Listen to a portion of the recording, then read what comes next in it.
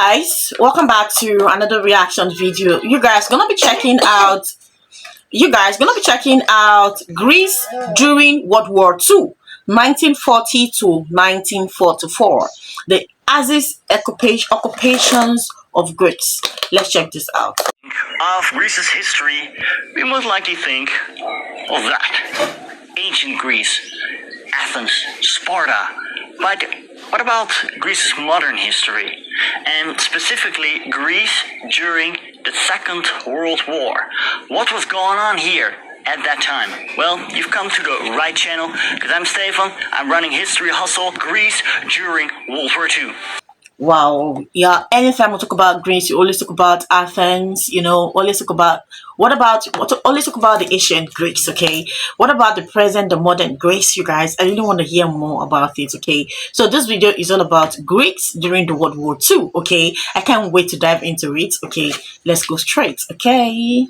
When World War II came around, Greece was led by the so-called 4th of August regime, led by General Ioannis Metaxas. Do notice that Greece was still a kingdom, though, with King George II on the throne. Metaxas wasn't a fascist per se, but he had fascist tendencies. He took inspiration from fascist Italy and Nazi Germany and was basically establishing a totalitarian state. However, he did not align himself with the Axis powers. The story of Greece during World War II started in 1940 with an invasion. Not a German invasion, but an Italian one. On the 28th of October 1940, the Italians gave Greece an ultimatum. Greece had to cede strategic posts and let Italian troops pass unhindered through the country. Now, it is said that Metaxas replied with one single word, "Ochi," which means no. Overnight, Metaxas became a national hero, and that day is still a national holiday in Greece. Now, most likely, he didn't use the Greek word for no. The diplomatic language of that time was French. But anyway, Greece was now at war with the Italians. And the Italians, they invaded Greece from Italian-held Albania. Italian dictator Benito Mussolini, he expected a quick victory, but he was disappointed. You guys, I think I've actually made a video about this when Mussolini, this guy actually, the Greeks empire, I think emir as at that time, as in the midnight, that was around 2 a.m. in the midnight, he got an urgent message asking him to open the border for the Italians to come in, not knowing what was in their mind. But he bluntly said no, and that no have actually saved them till today, because it would be a total invasion of Greece. But he said no, and that led to the war of Italians and Greece, trying to, invade Greece through the border. And I think I've actually made that video.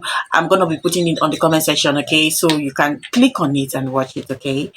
Because the Greeks put on a stubborn defense, and soon when they actually put on a stubborn defense, drove the Italians back into Italian yeah, I know that the Italians performed really poorly. A stalemate soon set in. Early January 1940, Metaxas died due to ill health. On April 6th, 1941, the German invasion of Greece began. Simultaneously, the Germans invaded Yugoslavia. In the meanwhile, Commonwealth troops had been sent to Greece to bolster the country's defense. The German divisions crossed through Yugoslavia and attacked from Bulgaria, crushing through the northern Metaxas line as Salonika was taken on April 9th. Greek forces fighting in Albania now found themselves surrounded. Other Greek defenders hurled back in panic. It gave the Allied troops little time to prepare their defenses as they were pushed back by the Germans. To make matters worse, Greek Prime Minister Alexandros Kourtsis shot himself. On the 27th, the Germans entered Athens, and the swastika flag was raised on the Acropolis. The Greek government... Yeah, you guys, he actually shot himself because he couldn't believe that he would let the Germans invade, without him doing anything. Or I think he's like, over my dead body or something, would I allow, this happen when I'm still alive? And that was the reason why he shot himself, because he felt like he wasn't capable enough to protect his people, And tens of thousands of Allied troops were evacuated. The Greek island of Crete was the last Allied stronghold in Greece. On May 20th, the Germans undertook a massive airborne assault. New Zealand, Australian and British troops, as well as local Cretans, fought valiantly, inflicting huge losses on the incoming paratroopers. Yet, the Germans prevailed. Greece was fully occupied now. The Greek king and the government had made their way to Egypt. The Axis occupation of Greece was now a reality. It shows some similarities with what happened to Yugoslavia, however, it is less complicated. The Italians, they administrated the bulk of the nation. Strategic posts such as Athens, the second largest city of Greece, Thessaloniki, the border areas with Turkey and Yugoslavia, they came under German control, and a part in the north was given to the Bulgarians who annexed it, so they had access to the Aegean Sea. Hitler only ever took a passing interest in his new conquest. Unlike other conquered countries, Greece seems to have been viewed by the Nazis as booty to be plundered and picked clean, rather than as a going concern to be nurtured and maintained in their own interest. The Axis powers began taking the foodstuffs for their military and people back home. Take into account that the yield from the last harvest was reduced because of the fighting earlier that year. On top of all that, Greece had never been self-sufficient in cereals to begin with. With the exports, they paid for food imports, but now the British enforced a blockade. The result was famine. Between 1941 and 1943, an estimated 250,000 Greeks died of starvation, close to 5% of the total population. The Germans did not care. When Reichsmarschall Hermann Göring was informed, he replied, "I could not care less. When you say that Greek people under your administration are dying of hunger, let them perish, so long as no German starves."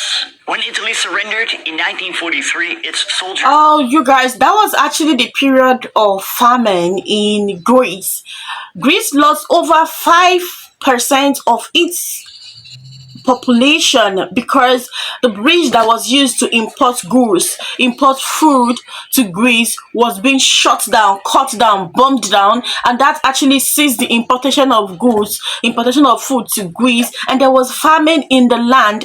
And the German, it got to the German ear. They said they don't care as far as it's not affecting, their citizens, as far as it's not affecting them, they don't care. You guys, I felt it for Greece that period. I'm definitely making a video about the famine in Greece and how it started, okay? This is so touchy, you guys. We're given a choice. Be evacuated from Greece by train or fight alongside the Germans.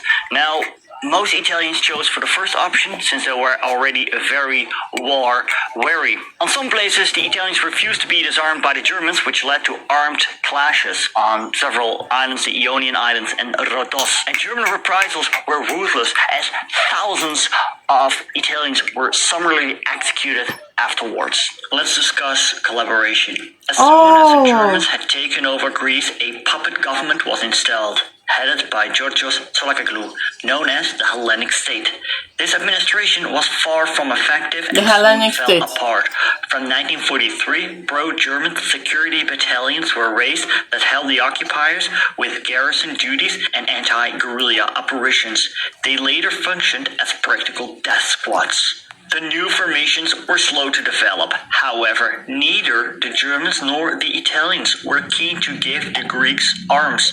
While few Greeks were prepared to enlist, many of the early recruits were either very poor, who joined as an alternative to going to work in the Reich, or criminals wanted by the Greek police and men on the run from the resistance. What about Greek resistance? Well, this is a fairly complicated story, and it has some similarities with what happened in Yugoslavia, because there existed different groups of Greek resistance who at some point started to fight each other. It's a fairly complicated story between different groups, which eventually would result into the ensuing Greek Civil War. During the war, the British SOE, the Special Operation Executive, dropped agents in the region to team up with the Greek resistance. Here is what historian Roderick Beaton has to say about the Greek resistance. It is a story of hardiness, bravery, frustration, and often a deep empathy with the sorely tried Greek people alongside A deep whom empathy. the officers worked, but it inevitably skews the reality of what the Greeks were fighting for. This is not to say, as some have done, that the British were cynically exploiting the Greek resistance for their own political ends. It was simply that they had different priorities. The British, they wanted to disrupt the access supply chain to North Africa. That was their goal. Greek resistance groups wanted to seize control over the country once the Germans were gone.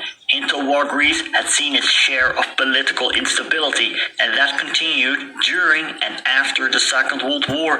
The Germans brought the element of violence to it. Greek communists from the Greek Communist Party, the KKE, formed the EAM, National Liberation Front, and their armed wing, the Greek People's Liberation Army, ELAS. Do notice that not only communists were The Greek People Liberation Army and Republicans. Two significant other groups were EDES, National Republican Hellenic League, and EKKA, National and Social Liberation.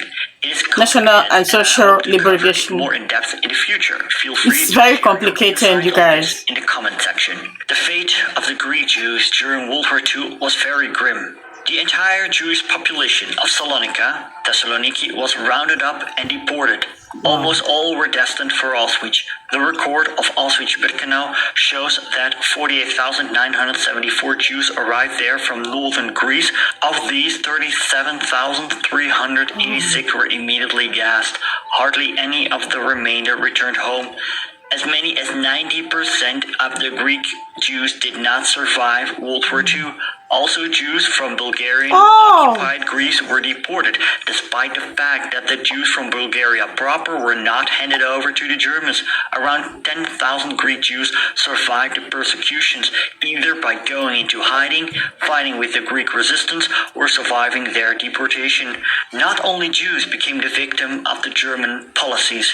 During the occupation, thousands of Greek civilians died because of terror reprisals. It already started on Crete, right after the Germans invaded, where German airborne troops massacred 60 Cretans in the massacre of Condomari. Also, the Italians undertook brutal reprisals, such as the Dominican massacre, as well as the Bulgarian occupying forces in Doxato. Greece wasn't liberated in the sense that the Germans were driven out. No, the Germans basically left.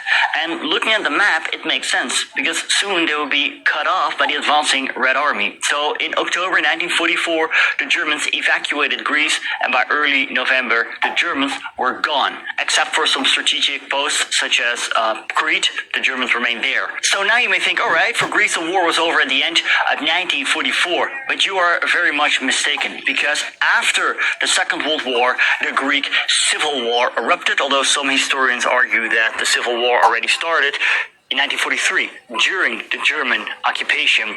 It's a very complicated story, I want to say, for another. You guys, it's actually a very pathetic one. When you say Greece is a very little populated area, you don't know what you're saying, because Greeks have actually suffered a lot. Just like what you can see there, many of them lost their souls. Like, the population reduced drastically. 90% of Greece lost their lives. The military, the soldiers lost their lives. If this population was like this thing happened to Greece, the population would have been more, because a few more men in the military section than the women, you guys, and that's why we have women more than men today in Greece. Greece have actually suffered a lot.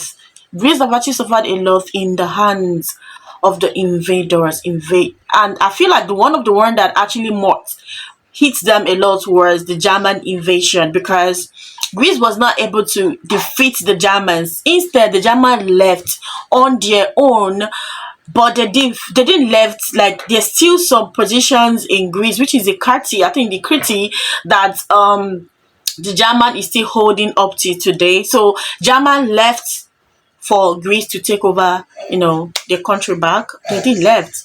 So if German had not left, I feel German would have been ruling Greece up to date, but they just left. And after inflicting the sufferness on Greece, that was too much. Woo, you guys, soldiers that are around during the World War II, I salute you because wow, you're so brave. Anyway, thank you so much for watching. Thank you so much. You guys, I'm still in a shock and I don't know how I'm feeling because I'm just that was too much, you guys. Thank you. I'll see you on my next one. Bye.